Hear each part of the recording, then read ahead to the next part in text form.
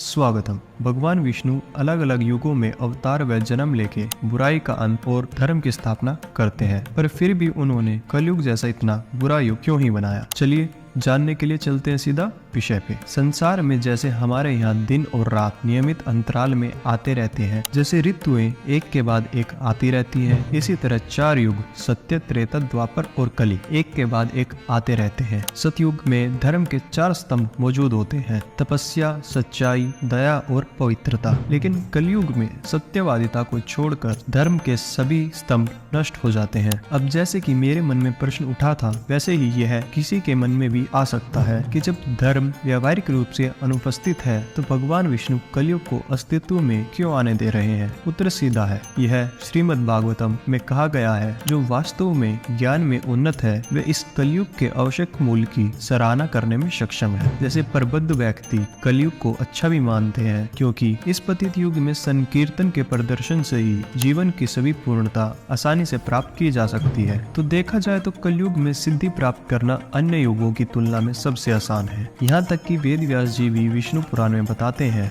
कलयुग के प्रारंभ से ठीक पहले वेद व्यास जी इस प्रकार कहते हैं, कृतयुग में 10 वर्ष तक, त्रेता में 1 वर्ष तक, द्वापर में 1 मास तक की गई तपस्या, संयम और मौन प्रार्थना आदि का फल कलयुग में 1 दिन और रात में प्राप्त हो जाता है। इसलिए मैंने कहा उत्कृष्ट कलयुग है। मनुष्य कृत में अमूर्त ज्ञान से, त्रेता में यज्ञ से, द्वापर में आराधना से जो फल प्राप्त करता है वह कलयुग में केवल साफ मन से कृष्ण के नाम की भक्ति करने से प्राप्त हो सकता है। कलयुग में मनुष्य छोटे से छोटे परिश्रम से श्रेष्ठतम गुण प्रदर्शित करता है। इसलिए पवित्र संत जो जानते हैं कि पुण्य क्या है वो कलयुग से भी प्रसन्न होंगे। ये सब बातें वेद व्यास जी ने विष्णु पुराण में बताई है। कलयुग में अन्य 3 युगों की तुलना में भगवान को प्राप्त करना सबसे आसान है, भले ही कलयुग दोषों से भरा हो। इसलिए भगवान विष्णु कलयुग को लाते हैं। जय श्री हरि, जय श्री विष्णु जी।